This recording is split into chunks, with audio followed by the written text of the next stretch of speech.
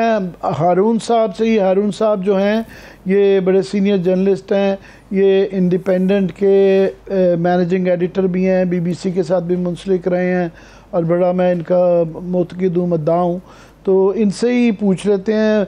हारून, हम बात कर रहे थे कि मरियम बीबी ने जो आज ये बग़ैर फैक्ट चेक किए हुए अरशद शरीफ, क्योंकि अभी बहुत ज़्यादा एक उसकी लाश भी नहीं आई है और हम सब जो है एक दुखी है कम्युनिटी कि जिस तरीके से उसको शहीद किया गया है, उस पर फैक्ट चेक किए बगैर जो है वो इस तरह की ये ट्वीट की बड़ी सख्त थी और बैड टेस्ट में थी। मैं उसकी बता रहा था दो खूबियाँ कि एक वो इस तरह की बैड टेस्ट में अरशद शरीफ हरकत नहीं करते थे, दूसरी इनकी एक और खूबी थी कि वो बहुत मुखालफत करते थे। उनका एक बिल्कुल एक दोस्तों एक हल्का था, एक तबका था जिनसे उनकी बहुत मुखालफत थी, मगर अगर उनके मुखालिफ जो हैं उन पे जब जब हमला हुआ, उन पे किडनैपिंग हुई, जैसे कि मतियुल्लाह जान को अगवा किया गया, जैसा कि अबसार आलम और बेताशा, वो he made it a point two condemn it. वो हमेशा इसकी मजम्मत करते थे। उस वक्त ये ख्याल नहीं थे करते वो कि ये हमारे कैंप है वो फ्रेटर्निटी के साथ और इंसानी हकूक़ के इस तरह की वायलेशन के ऊपर हमेशा प्रोटेस्ट करते थे।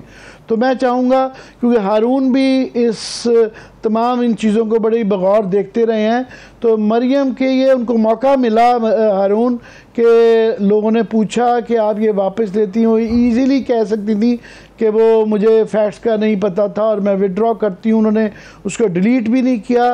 उसके लिए मेरा बड़ा दिल दुखा है। आप भी, मैं चाहूँगा आप भी अपने जज्बात का बताएं इसके मतलब। जी आमिर मतीन साहब, प्रोग्राम में लेने का बहुत बहुत शुक्रिया।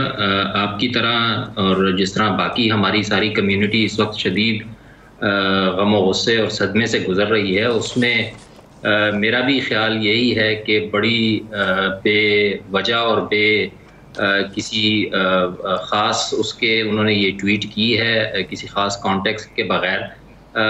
अगर एक आप रखें कि जब उनकी वालदा का फौत हुई थी तो उस वक्त भी बहुत सी बातें की गई थी, लेकिन मेरा नहीं ख्याल कि ये वक्त उन बातों को दोबारा उठाने का या उखाड़ने का था, किसी से बदला लेने का था। वो बहुत डिसेंट तरीके से भी कोई बात कर सकती थी और ये बात इस जगह अगर वो खामोश भी रहती तो ज़्यादा अच्छा था, ज़्यादा अच्छा मॉरल हाई ग्राउंड वो ले सकती थी। लेकिन ये बात करके उन्होंने काफ़ी दिलों को और तड़पाया है। मेरे ख्याल में अभी ये बात हो रही थी कि शायद अभी तक उन्होंने वो ट्वीट वापस नहीं दी है। तो मुझे लगता यही है कि उनकी जो सारी टीम है वो इस वक्त मीडिया टीम, जो सोशल मीडिया टीम है स्पेशली, वो बैठकर इसी चीज़ कर रही होगी कि मरहूम अरशद शरीफ जो हैं उनकी पूरी वीडियोस निकालें और उनका कोई पूरा सारा देखें कि उसमें कहीं उन्होंने कोई इस तरह की बात की तो नहीं थी। तो अगर इस तरह की बात हो भी, जो मुझे नहीं लगता कि जैसे आप भी कह रहे हैं कि वो इस तरह के शख्स नहीं थे, वो इस तरह की बात नहीं करते थे, तो इस तरह की बात इस वक्त करना, जब उनकी अभी तदफीन भी नहीं हुई है, उनके साथी दोस्त और उनके जो अपना ख़ानदान है वो इतना शदीद सदमे से गुजर रहा है, तो इस वक्त की political scoring I think was completely out of place, very wrongly advised by somebody who ever advise her to do that. तो आई थिंक थोड़ी देर बाद तक अगर ये उनको उस तरह का कोई जवाज़ ना मिला कि वो अपनी ट्वीट को साबित कर सकें, I think it would be very advised और appropriate to delete that tweet, I think. बिल्कुल हारून, मैं थोड़ा सा आपसे सवाल भी करना चाहूँगा, मगर मैं थोड़ा सा नाजरीन को ब्रीफ कर दूं कि आज की बहुत अहम खबर ये है कि DGISPR ने भी अदालती कमीशन का कहा है कि अदालती कमीशन को इसकी तफ्तीश करना चाहिए कि उनका कत्ल कैसे हुआ। मगर उसके अंदर दो तीन बड़े अहम पॉइंट्स हैं। एक तो ये उन्होंने कहा कि कीनिया की हुकूमत ने कबूल किया कि गलती से सानिया पेश आया। अच्छी बात यह है कि DGISPR ने बड़े मुस्बत अंदाज में अरशद शरीफ की खिदमत को सराहा है। ख़ास तौर पे उन्होंने उनका जो फ़ौजी ऑपरेशंस में ख़ास तौर पे जो मोर्चों पे जाके वो कवरेज करते रहे, हर जगह पे वो पहुँचे, स्वात भी पहुँचे, वज़ीरिस्तान भी पहुँचे, उन चीज़ों को मद्दाह है। उसके बाद सदर्न कमांड के लेफ्टिनेंट जनरल आसिफ गफूर साहब ने भी ट्वीट की ख़ास तौर पे कि इन्होंने जिस तरीके से फ़ौज की इन ऑपरेशंस की कवरेज की, साथ हमेशा वहाँ पे पहुँचे, बड़ी बड़ी दूर जगह बॉर्डर पे पहुँचे, उन्होंने भी सराहा है, बड़ी अच्छी बात है। मैं साथ में मैं ये ज़रूर कहना चाहूँगा कि डीजी साहब ने ये कहा कि इस बात की तहकीक होनी चाहिए कि अर्शद शरीफ को पाकिस्तान से जाना क्यों पड़ा और वो किसके कहने पर गए। हाँ। बिल्कुल इसकी भी तहकीक होनी चाहिए, मगर इसके हमें उनके तमाम दोस्तों को पता था कि यहाँ पे जो उनके लिए हालात थे, जो उनको धमकियाँ मिलने जा रही थी, उनके ऊपर मुकदमात फ्लिमजी किस्म के 13-14 FIR कर दी गई थी और उनकी जान को ख़तरा था, ये हम सब तक इतलाएँ आ रही थी। तो ये इससे ज़्यादा फोकस इस बात पे करना चाहिए जो इमरान खान ने कहा है। इमरान खान साहब ने, ये मैं नहीं कह रहा, ये साबिक वज़ीर आज़म पाकिस्तान के कह रहे हैं कि जनाब ये पता करें कि उनको दुबई के अंदर कौन मजबूर कर रहा था कि वहाँ से निकाला जाए या पाकिस्तान के हवाले किया जाए। ये खुरा वहाँ पे सबसे ज़्यादा अहम है।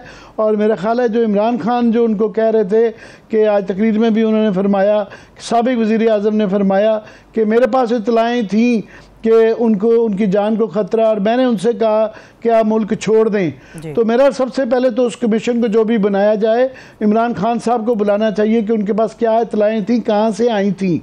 दूसरा, मैं ये लास्टली हारून से कमेंट चाहूँगा, एक बात कह दूँगा, जो जुडिशल कमीशन है अभी, क्योंकि अभी थोड़ी देर पहले अमेरिका के स्टेट डिपार्टमेंट ने भी कहा है कि इसकी इंक्वायरी होनी चाहिए, उन्होंने भी इसकी मजम्मत की है, और यूनाइटेड नेशंस ने ये कहा है कि इसकी इंक्वायरी होनी चाहिए। इससे एक जो हर्डल था कि हम केनिया के अंदर कोई इंडिपेंडेंट वहाँ पे इंक्वायरी नहीं कर सकते थे और उनके एविडेंस को हमें जो है मानना पड़ना था, ज़्यादा से ज़्यादा एक फैक्ट फाइंडिंग मिशन भेज सकते थे। तो इसके बाद मेरा ख्याल इस बात की गुंजाइश निकला है, सिर्फ ये नहीं कि यहाँ पे तफ्तीश होनी है, असल इसकी तफ्तीश केनिया में होनी है, और अक़वाम मुत्तहिदा की अगर निगरानी में होगी तो उसकी क्रेडिबिलिटी ज़्यादा होगी। ये हारून साहब, इसके मतलब ज़रा आप बयान कीजिएगा। जी आमिर मतीन साहब, आपने भी बड़े वैलिड सवालात उठाए हैं और इससे पहले जो रिपोर्ट आपने चलाई कीनिया से, उसमें भी उस रिपोर्टर ने बड़े वैलिड क्वेश्चंस उठाए हैं। और ये इंक्वायरी जो ऑर्डर हुई है, आई होप कि किसी रिज़ल्ट तक पहुँचे। लेकिन पाकिस्तान की अगर आप तारीख़ देखें इस तरह के कमीशंस और इनकी रिपोर्ट्स की, तो कोई ज़्यादा हौसला अफजा नहीं है। लेकिन एक जो सवाल मेरे जहन में भी एडिशनल घूम रहा है, वो ये है कि इमरान खान साहब भी अभी आज क्रेडिट दिया कि उन्होंने उनको कहा कि वो मुल्क छोड़ के चले जाएं, यहाँ वो सेफ़ नहीं है। पहले तो उनको खुद उनकी सेफ्टी का बंदोबस्त करना चाहिए था।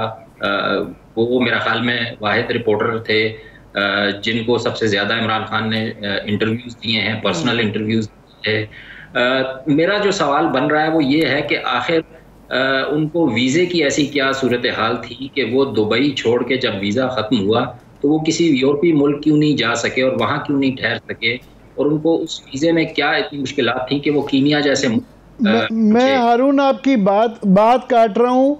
मैं उसका जवाब इसका दे देता हूँ, क्योंकि एक हमारे बड़े ही मोतबर सहाफ़ी जो कि उन्होंने उनकी इजाज़त नहीं ली, इसलिए उनका नाम नहीं लूँगा, मगर पाकिस्तान के बड़े प्रोमिनेंट जर्नलिस्ट हैं, वो उस वक्त अरशद शरीफ से टेलीफोन पे बात कर रहे थे। उन्होंने कहा वो एकदम बात कर रहे थे और उन्होंने कहा नीचे कोई सरकारी अफसरान आए हैं यूएई के, और वो जब नीचे गए और उन्होंने आके कहा कि मुझे कहा गया है कि 48 आवर्स के अंदर आपने छोड़ना है।